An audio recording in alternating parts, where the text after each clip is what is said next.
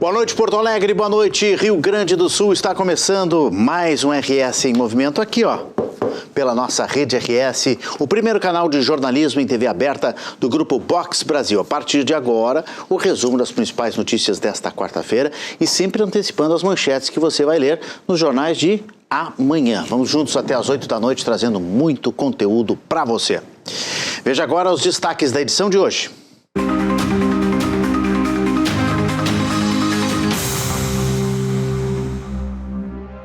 Gaúchos economizam mais de R$160 mil na conta de luz com um projeto inovador de reciclagem. Daqui a pouco vamos falar dessa iniciativa que já recolheu mais de 7 mil toneladas de resíduos. O consumidor troca material reciclável por desconto direto na fatura ou por doações para entidades beneficentes. Uma solução inteligente que protege o meio ambiente e ainda ajuda quem precisa. Moradores de Eldorado do Sul descobrem que a obra definitiva contra enchentes só ficará pronta em 2031. Na edição de hoje, vamos tratar com a Defesa Civil do município como a cidade vai se proteger de possíveis tragédias climáticas. A população considera o prazo de 6 anos inadmissível. Inaugurada nesta quarta-feira a nova estrutura da Delegacia de Pronto Atendimento, vinculada à primeira delegacia especializada no atendimento à mulher. O espaço terá plantão 24 horas e serviços integrados de acolhimento e assistência às vítimas. No futebol, a Série A2 do Gauchão já tem data de início e regulamento. E nos Estados Unidos, jogadores que atuaram na final da Champions são integrados à seleção brasileira. E direto do Estúdio do Tempo você vai ver a onda de calor na Europa que provoca a primavera mais quente já registrada. No Rio Grande do Sul, os próximos dias serão com temperaturas acima da média para esta época. Confira também a previsão para o feriado de Corpus Christi. Veja agora no RS em Movimento. Sexta-feira é Dia Mundial do Meio Ambiente e separar o lixo em casa, dando o destino correto aos resíduos, é sempre uma atitude importante para o meio ambiente e um dever de todos nós. Mas o que muita gente não sabe é que esse hábito pode gerar uma economia no bolso. Para milhares de gaúchos, a reciclagem já está se transformando em desconto na conta de luz. Um projeto da CE Equatorial já transformou mais de 7 mil toneladas de resíduos em economia para os consumidores e também em benefícios para o meio ambiente. Para nos explicar como funciona o programa e como as pessoas podem participar, estamos recebendo aqui no RS em Movimento o Jonathan Silva, analista de operações do Programa de Eficiência Energética da CE Equatorial. Boa noite, Jonathan, seja bem-vindo, obrigado pela presença. Boa noite, Renato, obrigado pelo convite. O programa existe desde 2022. Exatamente. Ele faz parte dentro do programa de eficiência energética que a gente vem desenvolvendo aqui em solo gaúcho, né? Além dessas frentes, a gente vem substituindo equipamentos não eficientes por mais eficientes nas comunidades carentes, em todos os 72 municípios da nossa área de concessão. E, inclusive, dentro do pior cenário possível que a gente teve em 2024, a gente conseguiu atender 7.300 famílias com doação de equipamentos. Por causa das enchentes ali, que foi um período complicado. Só para lembrar, né? Fala assim, 24 a gente já lembra, mas assim, vamos lembrar que foi um período difícil e que vocês foram muito importantes ali. Depois a gente vai falar também sobre essa troca de equipamentos, que eu acho bem interessante também, né? Substituir uma geladeira antiga, né? Que gasta muita luz, um outro eletrodoméstico, enfim, e a CE Equatorial também está preocupada com isso.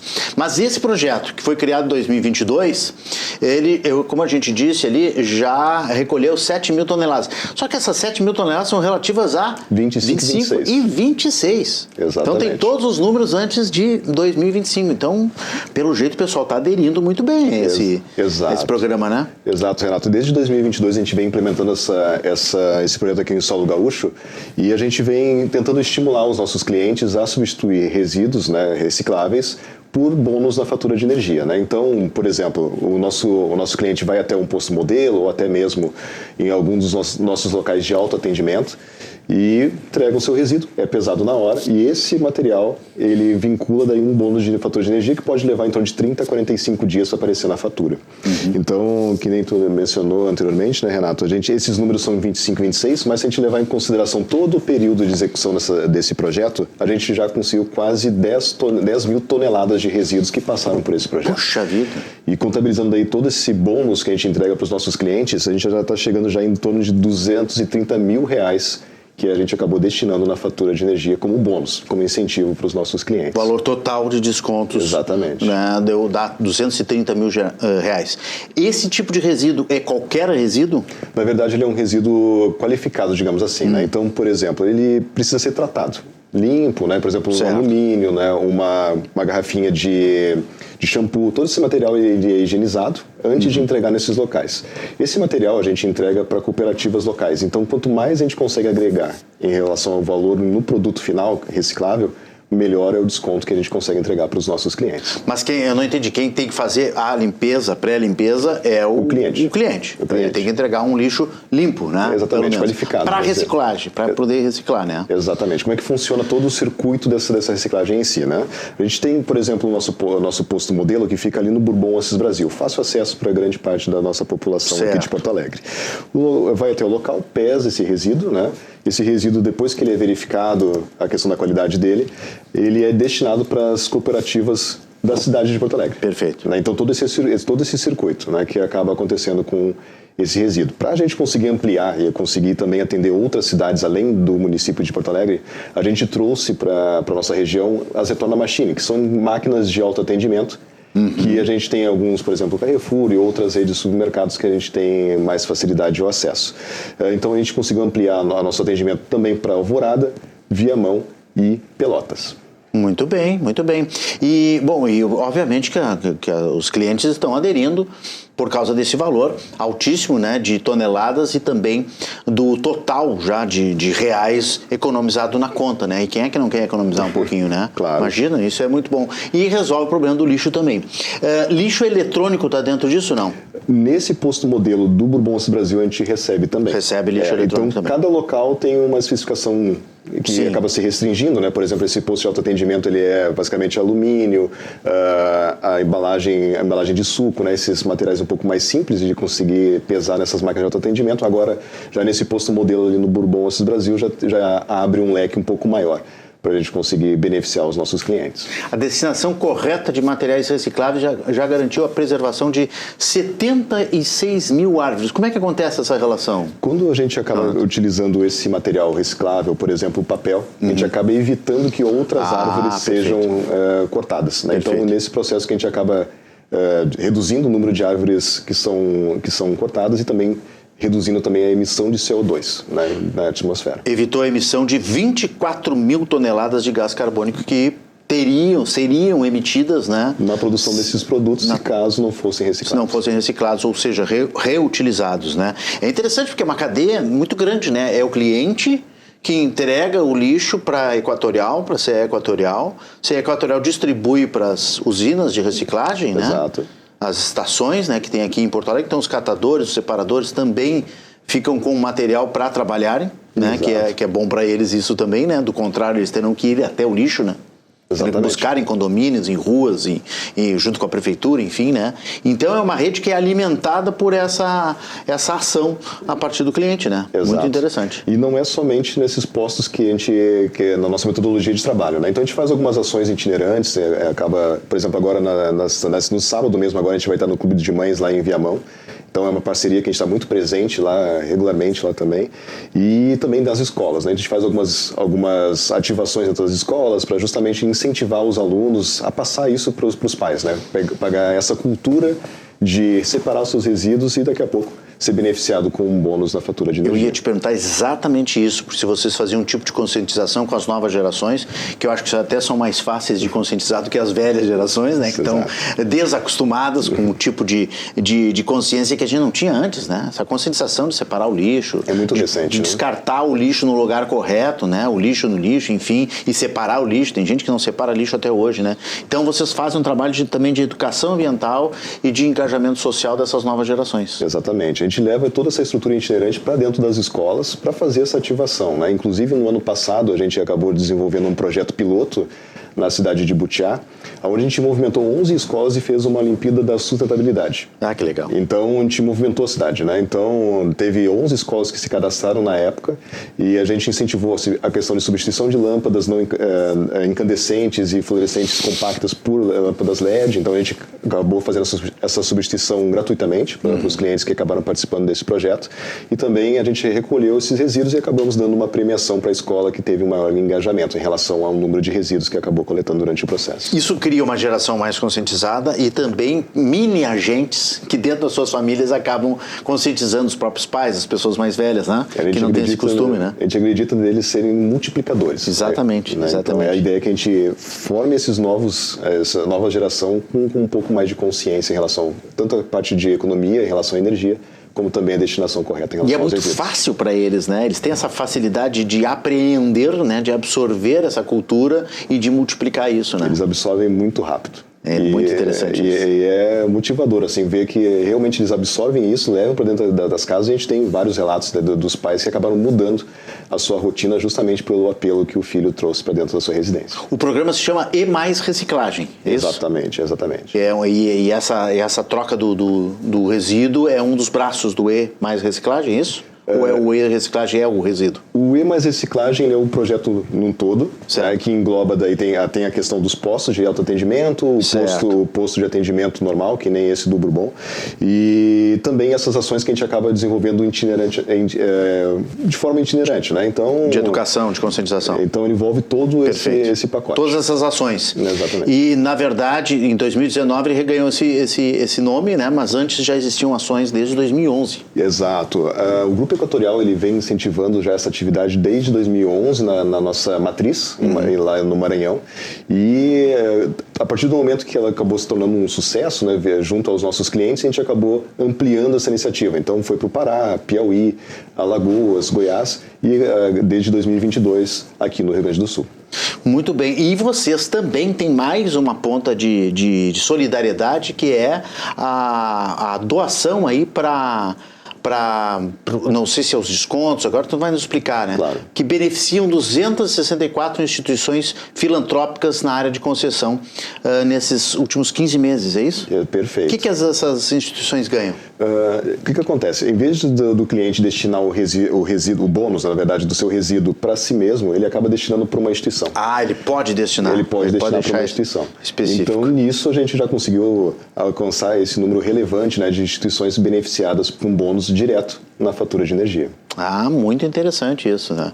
É porque também é um gesto de solidariedade das pessoas, né? De generosidade. Daqui a pouco abrir mão lá do seu desconto, né? E entregar esse desconto por uma instituição que terá na conta de luz dela. Exatamente, na fatura de energia. Hoje, atualmente, a gente tem em torno de 8 a 9 mil clientes ativos todos os meses, que acabam buscando nossos pontos de coleta, né, nossos pontos de autoatendimento para conseguir fazer a destinação correta do seu resíduo. Ou seja, é uma população que mensalmente está trocando lixo, é isso? Exatamente. Por descontos. Exatamente. São os nossos clientes ativos hoje dentro da plataforma que recorrentemente acaba utilizando a plataforma. E um dado que até o DMLU acabou dividindo comigo numa das reuniões que a gente teve com eles no passado, é que em torno de somente 4,3% do resíduo de Porto Alegre é destinado para reciclagem. Todo o restante acaba indo para os aterros. Então é uma forma de a gente conseguir, de alguma forma, alavancar, né, e dar canalizar melhor isso, né? Exatamente. Alavancar muita coisa vai para o lugar errado, né? Exatamente. Esse é um grande problema. Entre as instituições estão aqui o Asilo Padre Cacique, a Associação de Pais e Pessoas com Síndrome de Down de Pelotas. Padre Cacique é aqui de Porto Alegre, né? Muita gente sabe, muita gente conhece. E as APAES de Canguçu, Rio Grande, Charqueadas, Santa Vitória do Palmar, além de várias outras instituições locais. São 264 no total que já receberam esses descontos. Exatamente. Em torno de 8 a 10 instituições a gente consegue beneficiar por mês. Né? Então, que bom.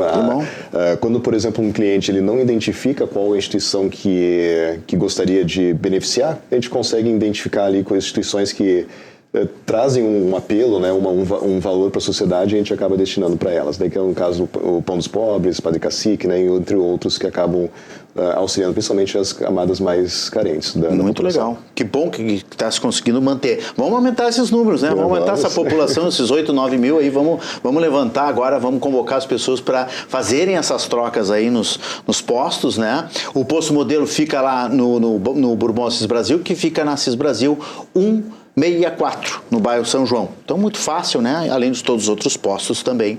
Vamos aumentar essa população ativa e vamos aumentar o número de entidades que estão sendo beneficiadas por desconto.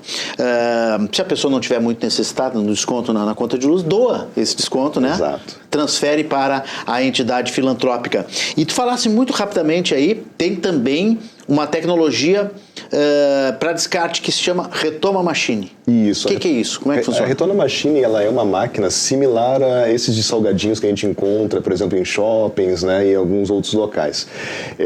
A gente tem disparadas 10 unidades pelo estado do Rio Grande do Sul e que, eventualmente, né, o cliente, por exemplo, vai ali no Carrefour ali do Passo da Areia e tem ali uma latinha de refrigerante. Então, ele já, anteriormente, ele precisa fazer um cadastro, né, um aplicativo que em 2, 3 minutos ele já conseguiria finalizar esse processo cadastral, que é o primeiro passo, né?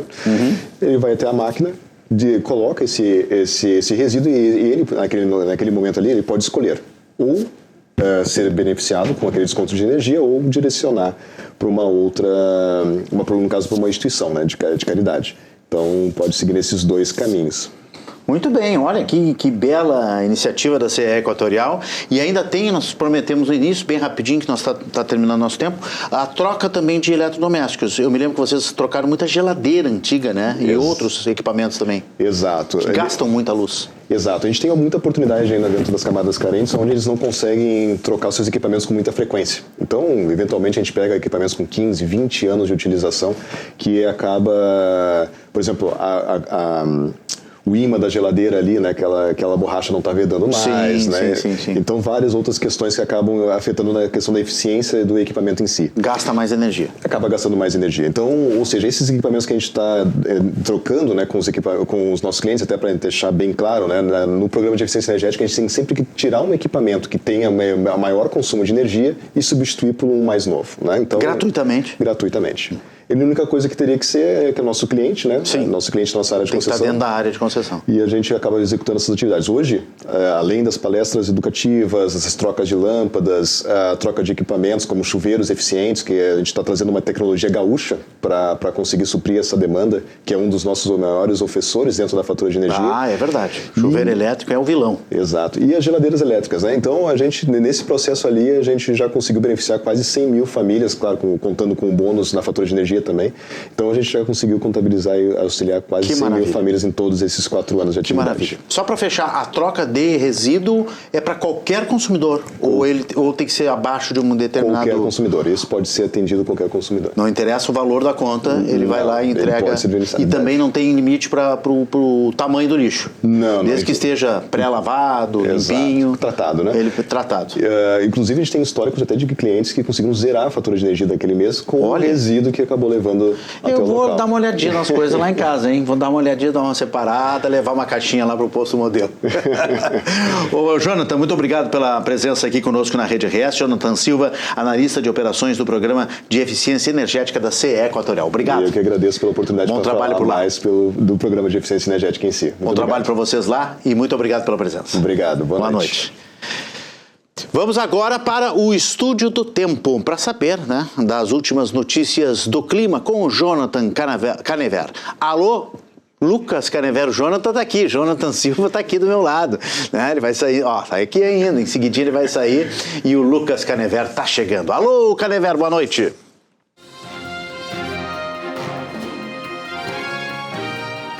Olá, boa noite, Renato. Boa noite para você também que nos acompanha aqui no Estúdio do Tempo da Rede RS.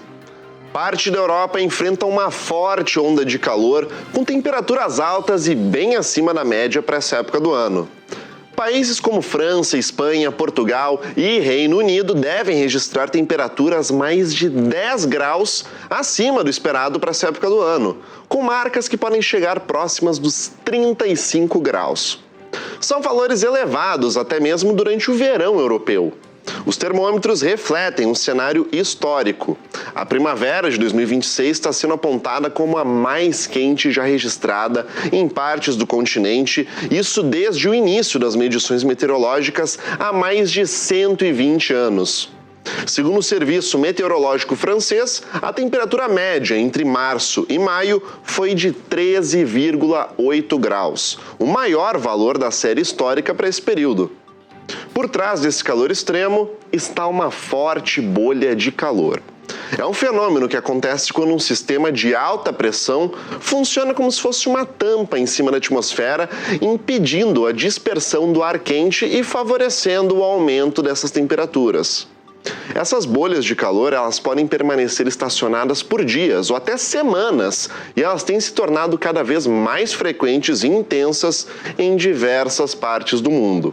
Um comportamento associado principalmente às mudanças climáticas.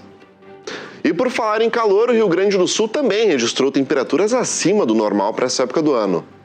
Mas daqui a pouco eu volto para mostrar como o tempo ficou hoje e também o que a gente pode esperar para os próximos dias. Enquanto isso, você segue no estúdio do RS em Movimento com o Renato Martins. Valeu, Canever. Lucas Canever. A Prefeitura de Porto Alegre deu mais um passo para reforçar a proteção contra cheias na zona norte da capital. Foi aberta nesta quarta-feira, foi aberto o processo para a contratação da empresa que vai executar as obras emergenciais entre os bairros Sarandi e Anchieta. O projeto prevê a construção de um dique de cerca de 100 metros de extensão entre o arroio Passo das Pedras e o rio Gravataí, além da instalação de um sistema móvel para o fechamento das galerias de drenagem. O investimento estimado é de aproximadamente 47 milhões de reais. E a mobilidade urbana de Porto Alegre ganhou um novo capítulo. A Prefeitura avançou com o projeto do futuro Terminal Cristal. A licitação para a elaboração dos projetos já está em andamento e a expectativa é de que o empreendimento receba investimentos que podem chegar a 120 milhões de reais. Vamos ver na tela. O novo terminal será instalado na região das avenidas Chuí e Icaraí, próximo ao Hipódromo do Cristal e ao Barra Shopping Sul, e deve funcionar como um novo centro de integração do transporte coletivo da capital, facilitando a conexão entre linhas de ônibus e melhorando o deslocamento de moradores da Zona Sul, podendo beneficiar mais de 600 mil pessoas. A obra terá mais de 10 mil metros quadrados de área construída e, segundo a Prefeitura, será um marco da modernização do transporte público, aliando mobilidade, sustentabilidade e desenvolvimento urbano na zona sul da capital. E no próximo bloco nós vamos a Eldorado, uma das cidades mais atingidas nas enchentes de 2024 e que recentemente descobriu que as obras de proteção da cidade contra possíveis tragédias climáticas só ficarão prontas em 2031. E agora, o que a população de Eldorado vai fazer? É o nosso próximo assunto, depois do intervalo, que é rápido, e eu espero vocês.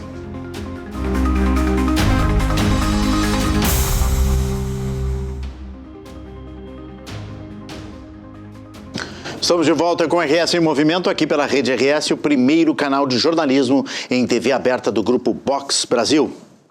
Passado pouco mais de 2 anos da maior tragédia climática da história do nosso estado, a população de Eldorado do Sul segue cobrando respostas e principalmente segurança. Nesta semana, moradores e empresários receberam a informação de que a principal obra de proteção contra as cheias da cidade só fica pronta em 2031. É isso mesmo, 2031. Para falar sobre a realidade de quem ainda convive com o risco de novas enchentes, a gente vai conversar aqui na Supertela com o coordenador da Defesa Civil de Eldorado do Sul, Mário Rocha. Boa noite, Mário. Seja bem-vindo à Rede RS. Boa noite, Renato. Tudo bem? Tudo bem. Pena que para vocês a coisa não está muito boa. Uma das cidades mais atingidas, se não a mais atingida, né, Mário, na enchente de 2024. E ficar sabendo, receber essa notícia agora de que as obras só ficariam prontas em 2031. Isso foi um susto aí para vocês, né? Então, Renato, também compartilhamos essa preocupação, né, com a nossa comunidade, com o mundo empresarial também, os empreendedores da cidade também preocupados com toda essa notícia. Da nossa parte, como vínhamos fazendo uma preparação e estamos nos preparando, né, seguimos firme no nosso propósito. Mas, como bem disse também a nossa prefeita, estamos preocupados com toda essa questão das datas, da burocracia, né, que os processos públicos nos trazem, né, e esse é um exemplo prático disso. Entendemos que a população anseia por uma coisa mais rápida, né? A população por vezes não consegue entender todo esse processo, que a gente também entende que é um pouco demorado.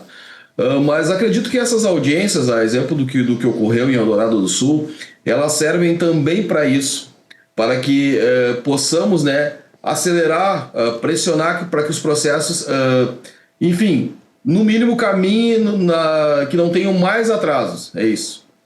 Pois é, essa audiência onde vocês estavam presentes, as lideranças de Eldorado, a população, enfim, vocês receberam na última segunda-feira, dia 1º, né? A secretária adjunta da Secretaria Estadual da Reconstrução, Ângela de Oliveira, que mostrou, então, esse cronograma de obras. Como você disse, a gente já sabe que as obras, fatalmente, né, infelizmente, no Brasil, tem uma demora muito grande por causa da burocracia, dos projetos, licitações. Às vezes a empresa que ganha licitação acaba até falindo ou desistindo do trabalho, outras empresas acabam entrando na justiça para ganhar aquela licitação. A gente sabe que é um jogo de empurra-empurra, mas com a vida a gente não pode brincar. Então, o edital da obra vai ser lançado ainda em 2026, a contratação em maio de 2027, o início efetivo das obras somente para junho de 2028 e a conclusão 3 anos, depois, em junho de 2031. O que Eldorado pensa em fazer enquanto isso, hein, Mário? Renato, como eu te disse no início, né? Nós já víamos nos preparando, estamos num processo de preparação. Então eu tive dias atrás, até inclusive te dando uma entrevista, né? E já falávamos de todo o nosso processo o dever de casa que víamos fazendo com relação a tudo que o município podia fazer com recursos próprios, né, e alguns recursos até que conseguimos captar junto ao Estado, enfim, seguimos firme. Então o município hoje, o plano de preparação está mais, digamos assim, latente ainda, né, muito em função também dessas notícias, né. Então agora acabamos de nos reunirmos hoje, temos um exercício já programado para o final desse mês de junho com o Exército Brasileiro, onde é um exercício de preparação já para eventos, caso temos que operar num evento de alguma magnitude evento de desastre natural. Então já havíamos um planejamento, então já vamos fazer no decorrer desse mês já um exercício junto ao Exército e outros órgãos que operem em casos de desastres naturais. Então, o que eu quero te dizer com isso? Exercícios como esse e ações como essas, eu acho que vão ser mais normais, não só na vida de Eldorado do Sul, como no mundo como um todo, com as mudanças climáticas, mas Eldorado do Sul em especial. E como a pauta mesmo fala, que são as questões do atraso da obra do DIC, que seria uma obra de infraestrutura que nos traria uma segurança maior, nós, Defesa Civil de Eldorado do Sul e o município, seguimos firmes no quesito preparação, para darmos segurança à nossa população. Sim, é o que resta para vocês, né? Já que não tem a obra. A obra especificamente que vai atrasar, Mário, é a obra de um DIC, é isso? Isto. Então, o DIC, que vai proteger a área mais central da cidade, digamos, a área, a gente chama de o lado norte da cidade, né? Certo. É o lado sempre mais afetado, digamos assim, por todas as enchentes. É um lado da cidade onde fica mais encaixado no Rio Jacuí. Então, esse lado é o lado que temos o maior número de área de risco está nesse lado. O maior número de afetados está desse lado, então ele não é por acaso o DIC construído nessa área. Então, a maior obra de infraestrutura seria esse dique. Depois temos também uma assinatura de um anteprojeto também para o outro lado, né? Já está andando também esse anteprojeto, que é o lado mais ao sul, que vai contemplar bairros como Itaí, Sol Nascente, São Suci, que seria um outro formato construtivo. Não seria dique, mas seria uma elevação de toda a orla, que também com vistas a proteger a população do outro lado da cidade. Ou seja, a obra mais emergencial, mais urgente, a principal obra que traria uma segurança para vocês, essa que vai ser concluída somente em 2031, é um dique protegendo a parte mais vulnerável da cidade, mais de frente para o Rio Jacuí, é isso? Isso, é um dique que no seu total são 8,6 km, né? A sua cota mais alta é 7,60 metros. Esse dique agora, com o anteprojeto já passado, né, pela própria secretária do Estado, então ele possui nele parques lineares, possui lá 4 bacias de amortecimento, 4 casas de bombas, também uma nova alça de acesso à cidade, né, que não seria com a forma de comporta, seria uma nova alça que protegeria o acesso da cidade. Enfim, seria um dique bem moderno, né? Será um dique bem moderno. No entanto, temos esse tempo aí de início de obras, enfim, e conclusão. Bom, você falou muito bem, né, do que a Defesa Civil tem para fazer, que é a preparação da cidade, a preparação da população, conscientização da população, preparar talvez, né, operações de emergência se acontecer alguma coisa. Nós temos o El Ninho aí para esse ano se aproximando, né, e a previsão não é muito boa para o segundo semestre e para a virada de 2027, muita chuva. Então Eldorado certamente vai ficar mais em tensão, mas eu tenho certeza que a prefeita Juliana, né, prefeita Juliana Carvalho, deve estar gestionando junto também aos deputados, né, federais e estaduais, para ver se acelera algum tipo de obra emergencial, outras coisas que possam ser feitas para o município.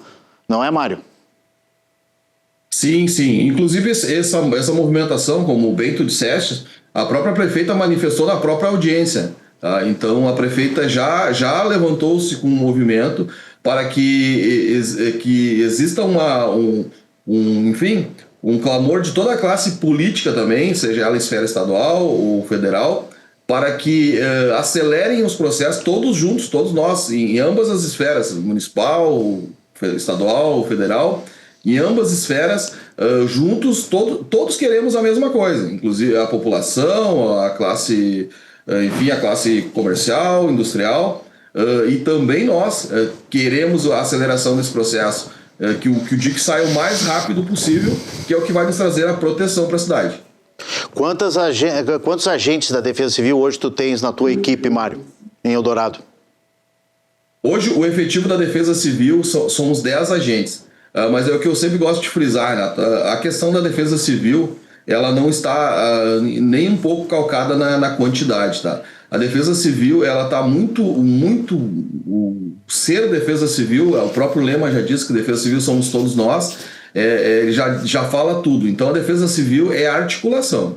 É o que ela consegue articular, é o que ela tem, é um plano de contingência bem elaborado, é uma articulação bem elaborada, que vai refletir no sucesso de uma Defesa Civil.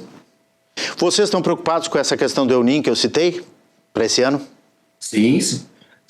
A preocupação com o El Ninho e o acompanhamento disso, esse monitoramento, ele vem anterior à notícia de que... Imagino. Eu sei que preocupa a questão do dique, a notícia do dique, as datas, enfim, todo o cronograma preocupa, mas o nosso planejamento, ele é anterior a isso. E inclusive o seguinte, o planejamento, ele seguiria de toda forma, se o dique saísse amanhã, ou se vai sair daqui a alguns meses ou alguns anos. O nosso planejamento, ele segue, ele já está lá posto para a gente manter essa preocupação independente de data do dique sair ou não. Muito bem, coordenador da Defesa Civil de Eldorado do Sul, Mário Rocha, desejo para você sorte aí, né? Sorte e, claro, muito trabalho, porque além da sorte a gente tem que trabalhar, tem que se agilizar e proteger a população. Conte com a gente aqui na Rede RS para que precisar divulgar, precisar alertar a população e também lutar aí pelos interesses da comunidade de Eldorado. Muito obrigado, Mário. Uma boa noite, Renato. Muito obrigado também pela oportunidade de esclarecer aí para a população o nosso trabalho. bem, obrigado. Boa noite. Mário Rocha, da Defesa Civil, coordenador de Defesa Civil de Eldorado do Sul, falando aqui no RS em Movimento. E ainda tratando dessa preocupação com os eventos climáticos, Encantado é a primeira cidade gaúcha a adotar o alerta climático preventivo, assim como fez o estado de Santa Catarina recentemente. O decreto busca organizar ações antes que novos eventos climáticos extremos aconteçam, com foco na prevenção e na redução de danos. Encantado foi uma das cidades gaúchas mais atingidas durante as enchentes de 2024 e com a expectativa de um novo El Niño, as chuvas devem ganhar intensidade no Rio Grande do Sul. Para saber mais sobre o decreto e como o município se prepara para a chegada do fenômeno, a nossa equipe conversou com a coordenadora, ou melhor dizendo, o coordenador da Defesa Civil de Encantado, Loivo Castoldi Desordi. Os detalhes você confere agora na tela. Ele é um decreto que foi criado com caráter preventivo, tá? Ele não significa situação de emergência ou de calamidade pública, né? Que fique bem frisado isso na realidade, né? Mas sim uma mobilização antecipada, tá? Do município diante da possibilidade de eventos climáticos severos, né? Na prática, isso vai permitir identificar o monitoramento das áreas de risco, reforçar as ações preventivas, tá? Organizar as equipes, acelerar planejamentos, também concentrar esforços diretamente na parte técnica, não na parte administrativa. Ela vai estar vencida, né? Então, isso vai ser muito importante também para nós fazer obras de mitigação, na realidade, né? Então, as ações que a gente tem, né, que a gente tem previsto para isso, no caso, né, são as ações e melhorias nas drenagens, instalações de equipamentos. Só para ter uma ideia, as ações que a gente tinha, ou o monitoramento que se tinha antes, era muito inferior ao que se tem hoje, né? Hoje, a montante do Rio Taquari, hoje a gente tem 18 estações meteorológicas, né, onde elas fazem toda essa coleta de dados, né, e que dá uma segurança muito maior para nós. E não só a montante do Rio Taquari, ao Rio Guaporé também, nós não tínhamos estações meteorológicas. Hoje nós já temos 2 e vamos ter mais 2, né? Tudo a montante, né? No Rio Jacaré também nós não tínhamos, né? Hoje a gente tem. Então, quero acreditar que hoje a gente vai ter uma resposta muito mais rápida, muito mais segura, né, frente aos eventos que porventura virão, né? O El Niño, pelo que os meteorologistas, os próprios hidrólogos, né, estão falando na realidade que ele praticamente está confirmado, tá? O que acontece? As previsões indicam a possibilidade dessa formação, desse episódio, né, nos próximos meses. A gente está se preparando como? Intensificando os NUPDECs, né, reforçando essas reuniões com a comunidade, colocando para elas ali as rotas de fuga, né, as áreas de risco, tanto de deslizamento de massa como de arraste, de alagamentos, colocando também os pontos de encontro, os pontos de apoio, né, que a gente está colocando. Esses pontos de apoio também, eles são colocados aonde realmente possa se dar um apoio, que é aonde a comunidade possa estar assistida ali, perto de um salão comunitário. Esse ponto de apoio também, ele especifica lá o número da Defesa Civil do município, o número dos bombeiros, o número da Brigada Militar, um QR Code também ali, onde a gente está contratando uma startup, né, que vai fazer uma plataforma exclusiva para Encantado, né, aonde ali essas pessoas vão ter acesso à elevação do rio, né, a quantidade de chuva e o mapa de inundação do município, né? Para eles não estarem perdidos, para eles saberem o que está acontecendo e, por óbvio, outras informações que se faz pertinente naquela mesma demanda daquele evento. Ainda falando sobre Encantado, mas agora uma boa notícia. O Cristo Protetor será palco de uma celebração inédita neste feriado de Corpus Christi. Pela primeira vez, o entorno do monumento vai receber a tradicional confecção dos tapetes que marcam a data em diversas cidades brasileiras. A expectativa é atrair ainda mais visitantes ao Vale do Taquari, fortalecendo a fé, a cultura e o turismo religioso na região. Vamos conferir na tela.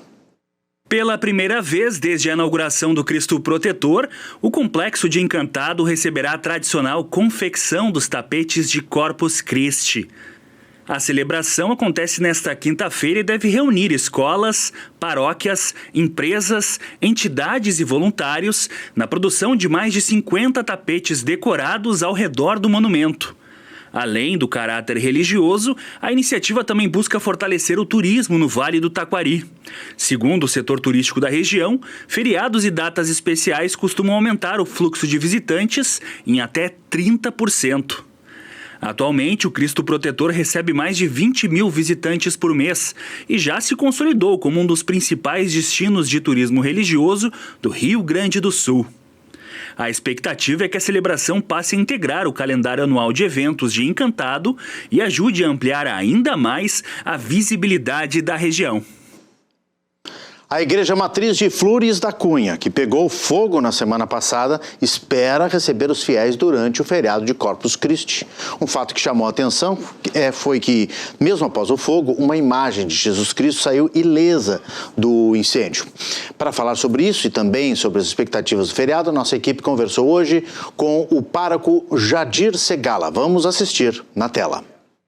Padre, eu gostaria que o senhor, primeiramente, falasse um pouco sobre a história da igreja. Ela tem aproximadamente 112 anos, essa igreja. Ela é uma réplica do Santuário de Lourdes, da França.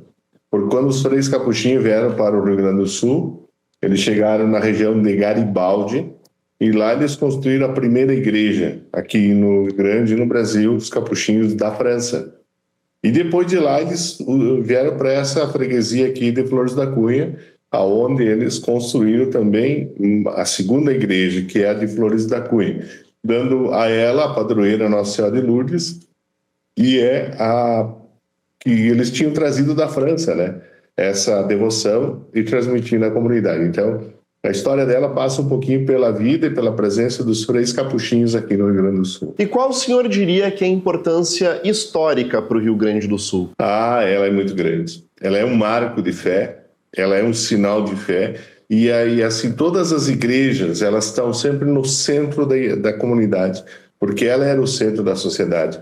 Pela igreja se orientava as horas, pela igreja se orientava os enterros, pela igreja se transmitia também um pouquinho do que a comunidade estava passando e em torno da igreja eram as festividades da comunidade. Então, na verdade, a igreja era o centro da vida da comunidade, o centro do povo, da convivência das pessoas. Padre, infelizmente, no último dia 25 de maio, a igreja foi atingida por um incêndio que consumiu a construção.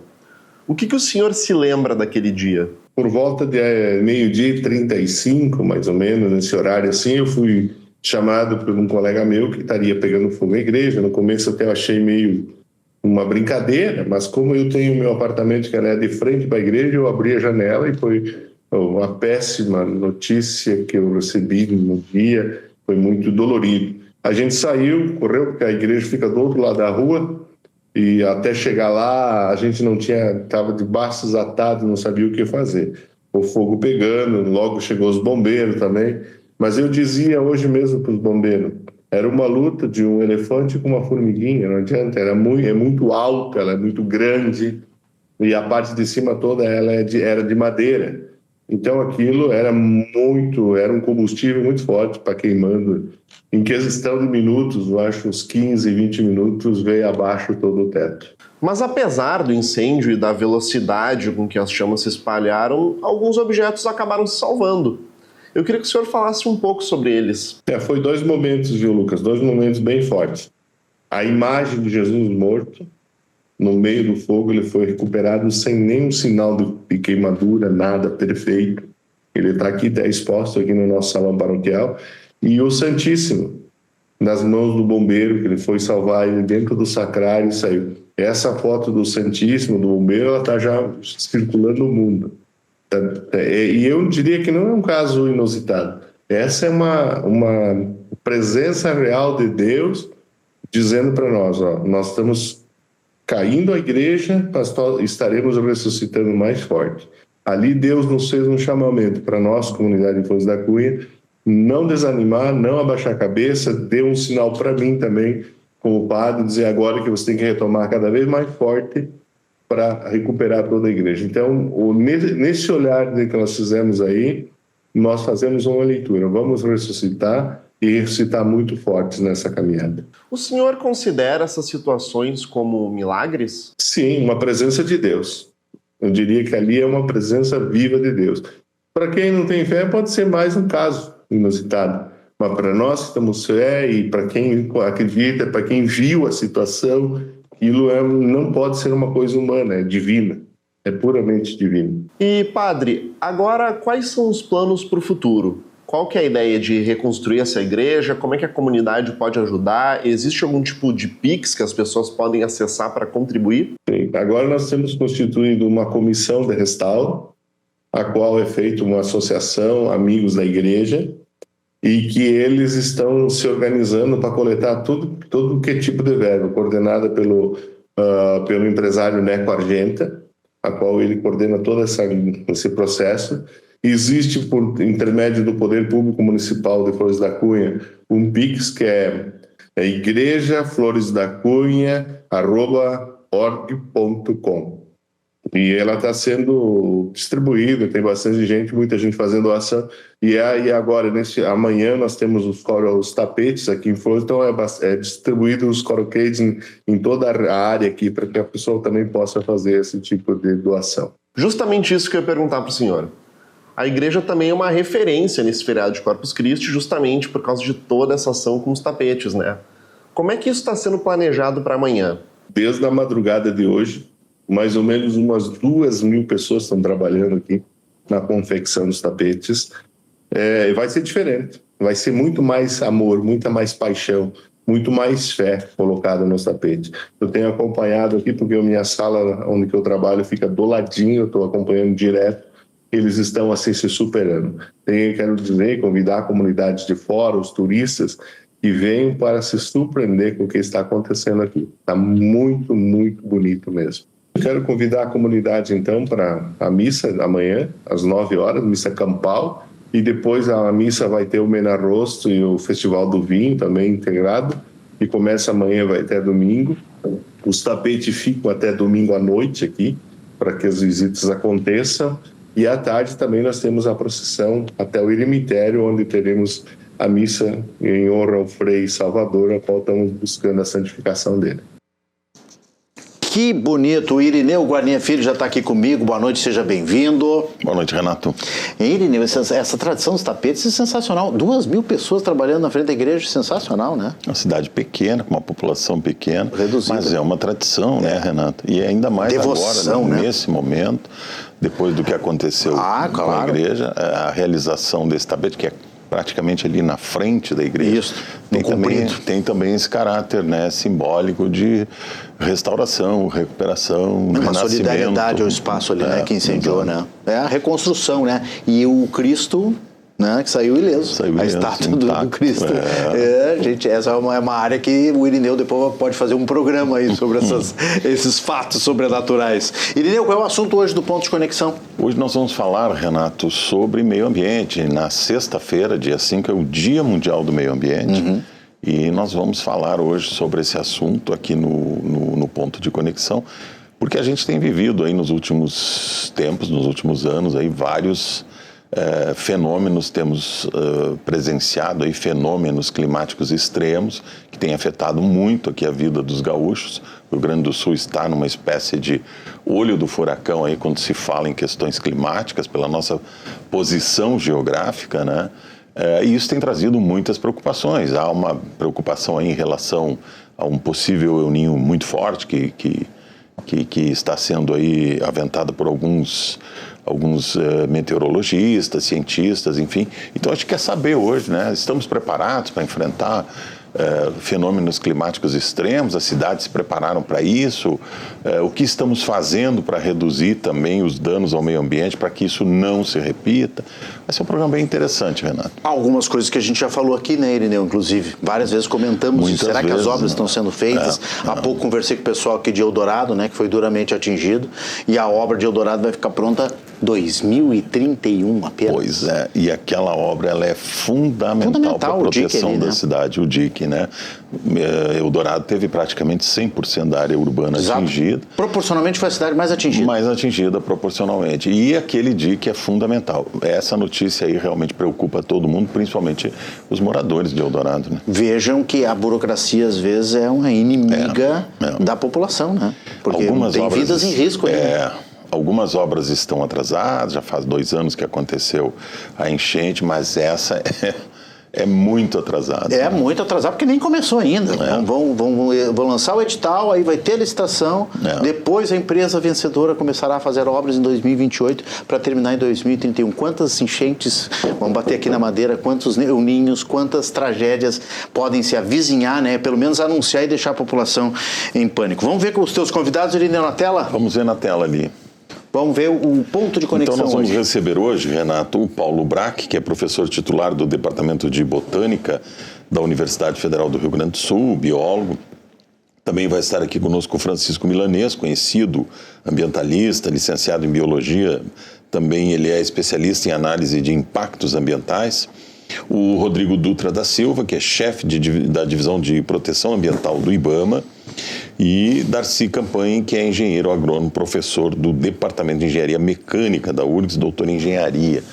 Como sempre a gente procura, né, Renato, aqui no ponto... Turma qualificada, né? Trazer uma turma qualificada e com pontos de vista, assim, diferentes sobre um mesmo tema, né? Para a gente conseguir ter aquela visão tridimensional do problema. E, eventualmente, até, como diz o programa, uma conexão, né? Uma convergência, né? Mas com várias visões diferentes. Com certeza. Irineu, um bom programa. Obrigado, Logo Renato. mais. 9 da noite tem um ponto de conexão com Irineu Guarnier Filho. Pré-candidato do governo do estado pelo MDB, Gabriel Souza, foi o 4º e último candidato a participar do evento Tá na Mesa Eleições nesta quarta-feira. Promovido pela Federação, o evento recebe os pré-candidatos ao cargo de governador do Rio Grande do Sul com o objetivo de ouvir as propostas eleitorais, e a gente vai conferir o que aconteceu lá na Federação na tela. Gabriel Souza é médico veterinário, mestre em Direito Empresarial e Cidadania e especialista em gestão pública. Atualmente exerce o cargo de vice-governador do Rio Grande do Sul, ao lado de Eduardo Leite. Durante o evento da Federação com lideranças empresariais, Gabriel afirmou que sua principal bandeira é dividida em 4 eixos centrais: contas públicas, capital humano, liberdade econômica e resiliência climática. Nós temos ainda um equilíbrio fiscal que não é um equilíbrio fiscal definitivo. O paciente que estava na UTI entubado já saiu da UTI, já está no quarto em observação, mas ainda não recebeu alta. Essa é a metáfora que eu faço com as contas públicas do estado do Rio Grande do Sul. Nós temos ainda um longo caminho a perseguir, a percorrer, para que a gente possa dar alta para o paciente e ele voltar para casa e seguir sua vida normalmente. Ainda não estamos nesse nível, mas já avançamos muito, evoluímos muito, estamos com tudo em dia, mas ainda precisamos cuidar muito das contas no próximo governo. Então, cuidar das contas, que é a mãe de todas as políticas públicas, na medida que nós vamos ter recursos para praticar as demais, cuidar das pessoas, né, do capital humano, inovação, educação, saúde, segurança pública, enfim, todo o rol de políticas que envolve o capital humano aqui no Rio Grande do Sul. Também liberdade econômica e desenvolvimento econômico, né? Vamos radicalizar a liberdade econômica, diminuir ainda mais a burocracia, diminuir os prazos de concessão de licenciamentos, viabilizar uma transição para a reforma tributária, né? Para que a gente possa estar preparado para esse novo cenário tributário que o Brasil vai começar a viver a partir de 2029, que é o início da transição do ICMS para o IBS, né? Então nós vamos precisar preparar o Estado, vai acabar com os incentivos fiscais e assim por diante. E por fim também a questão da resiliência climática, tanto do ponto de vista da proteção às enchentes, quanto também do ponto de vista da proteção às lavouras no tocante à estiagem, né? As estiagens acontecem recorrentemente no Rio Grande do Sul, nós precisamos investir mais em irrigação e também em manejo de solo. Já como maior desafio a ser enfrentado pelo Estado, o pré-candidato citou a necessidade de não retroceder em relação ao que já foi conquistado no atual governo. A gente conquistou a duras penas essa estabilidade financeira que viabiliza as outras políticas públicas. Porque quando a gente vai falar de prioridades como saúde, educação, segurança, infraestrutura, nada adianta se nós não tivermos condições financeiras para poder viabilizar essas políticas públicas. E eu vejo em risco esses avanços em virtude das defesas que fazem os meus adversários. Então, por isso que a importância de, além da evolução que eu estou propondo, reconquistar, digamos assim, tudo aquilo que nós já conseguimos alcançar durante os últimos anos, que foi exatamente a volta do equilíbrio financeiro do Estado. Depois do intervalo, a gente fala sobre ações de combate à violência contra a mulher. Inaugurada em Porto Alegre, a nova delegacia de atendimento à mulher aqui na capital. E ainda, o comportamento dos agressores foi tema de palestra realizada na Fiergs durante a programação da Semana do Cérebro. O intervalo é rápido, a gente já volta, eu espero vocês.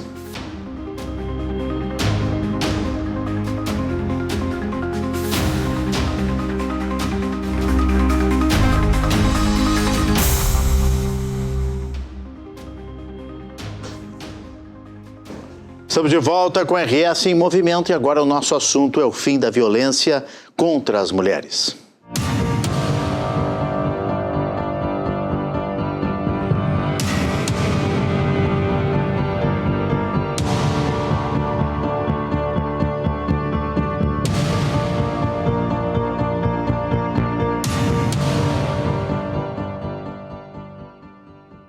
Discutir a forma como a imprensa aborda os casos de feminicídios com os próprios jornalistas é o objetivo do evento Vozes em Diálogo, Justiça e Jornalismo no Enfrentamento à Violência de Gênero, que acontecerá no próximo dia 16 de junho em Porto Alegre. Promovido pelo Tribunal de Justiça do Rio Grande do Sul, o encontro é mais um instrumento na luta contra este crime, que tanto preocupa os gaúchos. Vamos conferir na tela.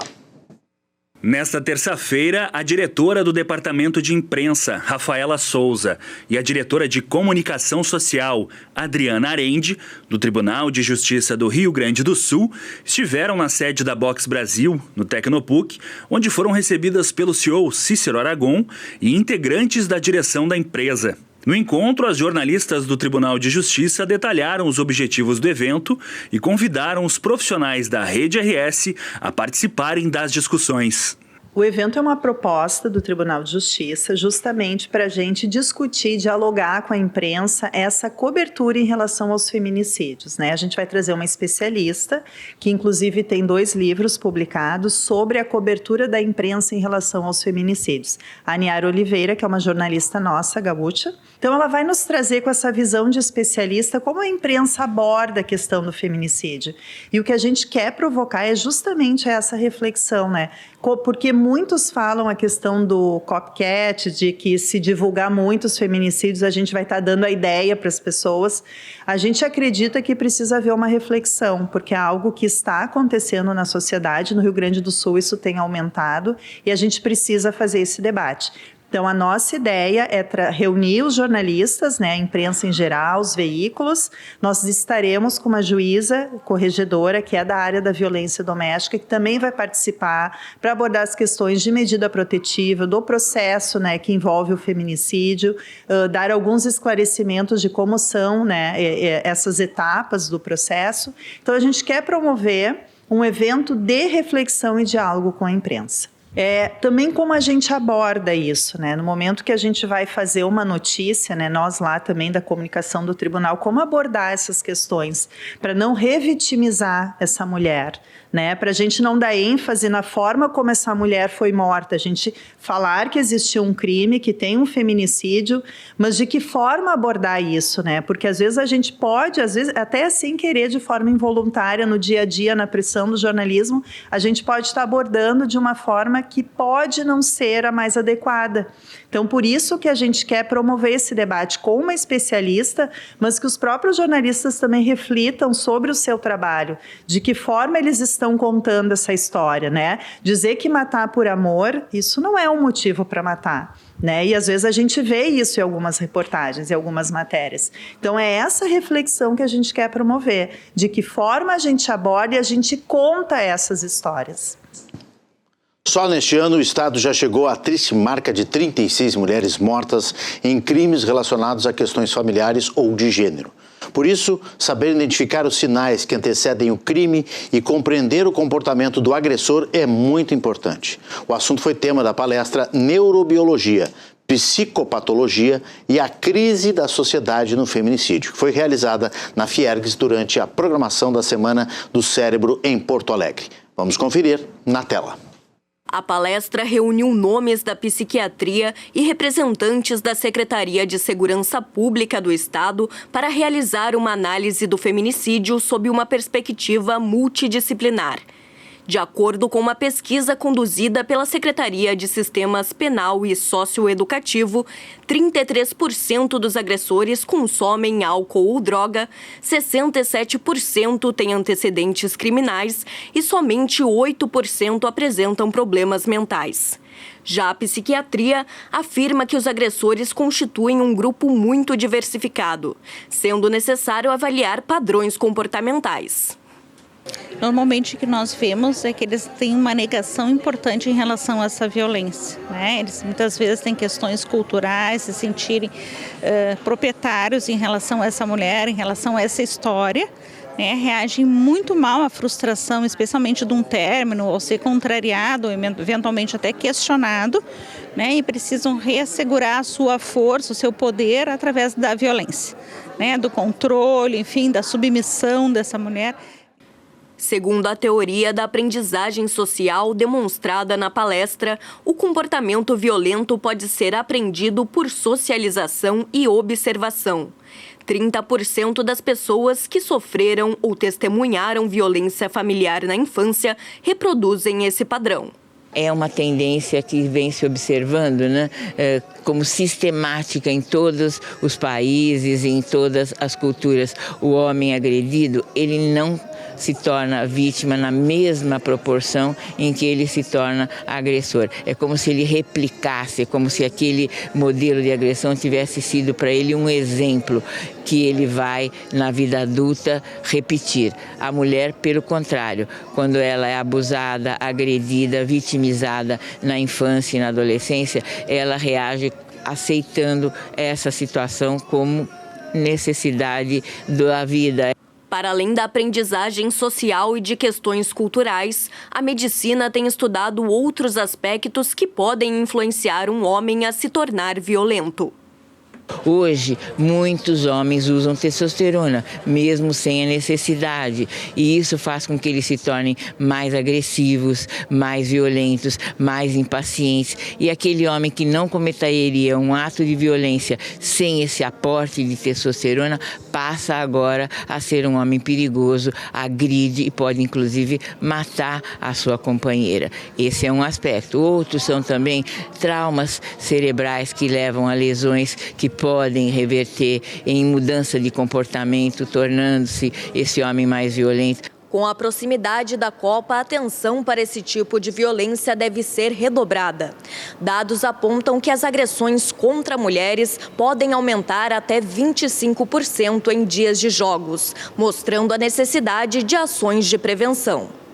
Então, realmente, essa dificuldade, muitas vezes masculina, desses agressores, de perceberem as suas frustrações, as suas raivas, né, é atuada na mulher, né, na chegada em casa. Por isso, as campanhas muito importantes nos estádios, enfim, de conscientização em relação a essa violência. Segundo a Secretaria de Segurança Pública, além das campanhas de prevenção permanentes, o Estado possui uma rede com 7 delegacias de proteção a grupos vulneráveis, 24 delegacias especializadas de atendimento à mulher e 104 salas das Margaridas, espaços de acolhimento para mulheres vítimas de violência dentro de delegacias de polícia. Nós temos cada vez mais capacitado os policiais a fim de que o atendimento seja cada vez melhor, não só nas delegacias especializadas, mas também em qualquer delegacia de polícia. Também ampliar essas portas de entrada. Nós temos hoje em dia a delegacia online da mulher, então com a questão trazer essa possibilidade do registro online, o pedido de medida protetiva também é uma outra porta de entrada. A secretaria ainda alerta sobre a importância da mulher procurar ajuda após qualquer ato de violência. As denúncias podem ser feitas pelo canal 181 ou em qualquer delegacia de polícia. E foi inaugurada nesta quarta-feira a nova estrutura da Delegacia de Pronto Atendimento, vinculada à primeira delegacia especializada no atendimento à mulher. O espaço terá plantão 24 horas e serviços integrados de acolhimento e assistência às vítimas. Vamos conferir as imagens na tela. Localizada na rua Professor Freitas e Castro, a nova estrutura foi preparada para receber mulheres em situação de violência doméstica e familiar. No local serão realizados registros de ocorrências, atendimentos de flagrantes e encaminhamentos para a proteção das vítimas. O espaço conta com 5 cartórios de atendimento ao público, uma sala de reconhecimento e 3 celas, sendo uma de triagem e 2 para prisões temporárias. Isso vai proporcionar um espaço melhor para acolher melhor essas vítimas que procuram a Delegacia da Mulher e também para atendimento para os próprios policiais que trabalham aqui, que vão trabalhar mais motivados, com um espaço mais adequado para fazer o trabalho deles. Também é importante aqui destacar que a gente conseguiu, de fato, agora separar a entrada dos presos e dos agressores, que venham conduzidos pela Brigada Militar ou por outro órgão de segurança, da vítima e seus familiares. São entradas distintas. A gente tem uma entrada pela Avenida Santana e outra pela Freitas e Castro. Então, isso evita esse contato do agressor com os familiares da vítima ou a própria vítima. Em casos de violência contra a mulher, o primeiro atendimento é decisivo para garantir proteção e acesso a direitos. É por isso que a nova estrutura vai oferecer, em salas como essa, serviço social, jurídico e apoio psicológico. É muito importante que esse atendimento da mulher seja interdisciplinar, Não é só a parte criminal que vai fazer ela romper esse ciclo de violência. Ela vai ter o atendimento psicológico, as meninas do serviço social também passam todas as orientações para a vítima sobre direitos, benefícios, dão os encaminhamentos para ela. Aqui a gente também oferece abrigos, são encaminhados para os abrigos as vítimas que não têm um local seguro para ir. Então a gente faz todo esse atendimento aqui interdisciplinar. As pessoas podem não acreditar, mas é uma forma de prevenção.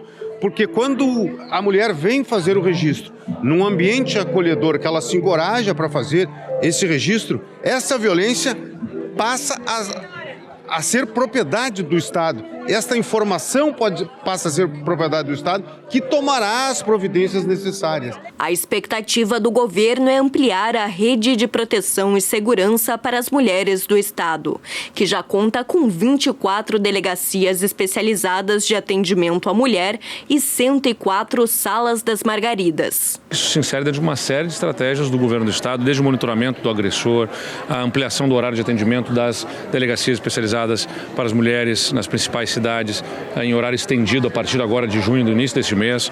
Nós temos a expansão de Sala das Margaridas, a expansão também da Patrulha Maria da Penha. Tem uma série de ações aí de mobilização do Estado para a qualificação, atendimento às mulheres, enfrentamento à violência contra as mulheres e, claro, especialmente de combate ao feminicídio. A nova Delegacia de Pronto Atendimento começa a atender a comunidade a partir do dia 8 de junho, às 8 horas da noite. Amanhã é feriado de Corpus Christi e para saber se o dia vai ser proveitoso, a gente vai voltar até o Estúdio do Tempo com o Lucas Canever. Para quem pretende aproveitar o feriado para pegar a estrada, a previsão é de tempo firme em todo o Rio Grande do Sul. Nessa quinta-feira, o sol aparece em todas as regiões do estado. Embora o dia comece com nevoeiros, neblinas e nuvens baixas em diversos pontos do território gaúcho. Ao longo da manhã, essas formações se dissipam e o tempo abre, garantindo uma tarde de sol e temperaturas bem agradáveis. É na sexta-feira que o dia também começa com mais nuvens e outras formações de nevoeiro em algumas regiões, e o sol volta a predominar ao longo do dia. A recomendação é aproveitar o tempo firme, mas sem esquecer do casaco, porque de noite, às primeiras horas da manhã, elas também seguem com aquele friozinho típico do mês de junho. Agora vamos ver como ficam as temperaturas nessa quinta-feira em algumas cidades gaúchas. Começando pela Serra Gaúcha, Canela deve registrar de 10 a 22 graus, um pouquinho de neblina pelo começo do dia, mas ao longo da tarde o sol predomina. A gente vai ver esse padrão em praticamente todo o Rio Grande do Sul, como é o caso de Vacaria, por exemplo, que também vai ter marcas de 8 a 20 graus amanhã. Em Erechim, as máximas podem chegar até os 22 graus, com o amanhecer de 10 graus. Lá na fronteira oeste, em São Borja, esquenta um pouco mais, com máximas de até 25 graus, e o amanhecer também vai ser um pouco mais de temperaturas elevadas, ao redor dos 12 graus. Vamos agora lá para Bagé, que deve registrar marcas de 10 até 23 graus nesta quinta-feira. No centro do estado, São Cepé também deve registrar até 23 graus como máximas, mas mínimas de apenas 11. Em Santa Cruz do Sul, lá na região dos vales, a temperatura dobra com o passar das horas, indo dos 12 até os 24 graus amanhã. Ao sul do território gaúcho, Rio Grande deve começar o dia com marcas ao redor dos 14 graus e as máximas chegam até os 23. Lá no litoral norte, em Capão da Canoa, as máximas chegam até os 22 graus, com mínimas de 14. E aqui em Porto Alegre, a capital dos gaúchos, os termômetros devem registrar de 12 até 22 graus e o sol predomina ao longo da tarde. Por hoje é isso, pessoal. Eu vou ficando por aqui, mas amanhã eu volto com mais previsão do tempo e com outras notícias sobre o clima. Uma boa noite.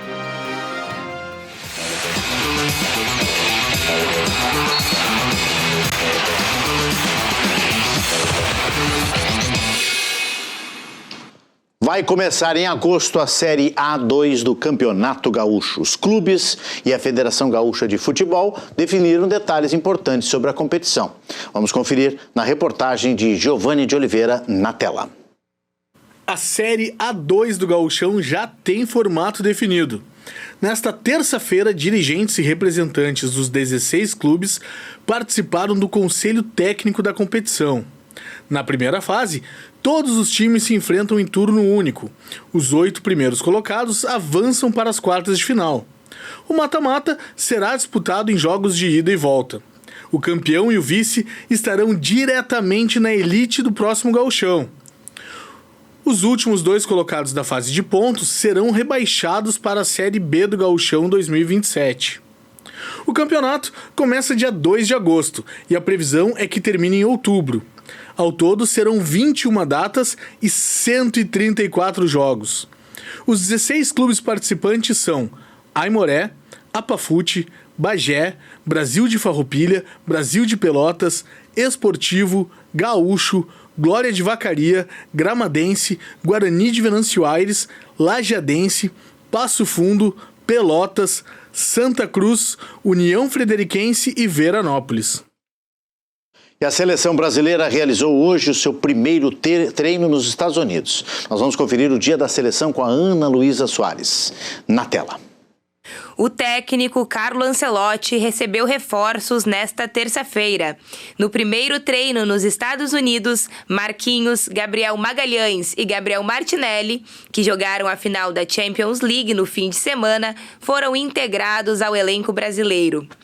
Os 3 já estarão à disposição para o amistoso marcado contra o Egito no próximo sábado.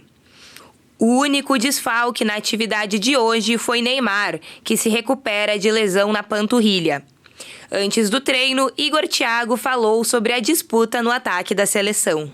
Se comece ou não, se vai começar entre os 11 titulares, eu quero estar disponível para dar o meu melhor pela seleção. Eu acho que isso é o mais importante para mim, para nós, como grupo. Mas eu acho que só de estar disponível para poder representar a seleção é uma gratidão que tenho, uma alegria que tenho. As corridas de rua já viraram mania em Porto Alegre. E hoje, a primeira quarta-feira de junho, é o Dia Mundial da Corrida. Você sabe por quê? Confira na reportagem de Giovanni de Oliveira na tela. A data foi criada nos Estados Unidos para incentivar as corridas. O momento escolhido foi para coincidir com o início do período do calor no hemisfério norte. Mas aqui, no Brasil, Porto Alegre é reconhecida como a capital da corrida de rua. E não importa se está quente ou frio, a modalidade atrai cada vez mais adeptos. Tanto que ao longo das 52 semanas de 2026, o calendário de corridas do município prevê a realização de 89 provas. Mas, será que qualquer um pode correr? Qualquer pessoa pode correr. O ideal é procurar um médico, né, para ter a liberação, para ver como está funcionando todo o seu corpo, e iniciar. E como fazer no momento que tu decidiu começar a correr? A melhor forma é procurar um profissional de educação física que esteja habilitado para trabalhar com corrida, porque daí ele vai te dar o processo e o caminho correto, de uma forma bem progressiva para evitar lesões, para que tu consiga desenvolver, evoluir com segurança e qualidade. A próxima prova em Porto Alegre está marcada para amanhã, às 6h30 da manhã, e tem previsão de 500 participantes. O Running Day Alvorada terá início no Edivaldo Pereira Paiva. E quem perdeu a inscrição ou não quer competir, mas tem vontade de correr, pode aproveitar os benefícios da modalidade. Além de melhorar a saúde cardiovascular, aumenta a resistência física, fortalece músculos, ossos, articulações, quando se faz uma progressão adequada, né?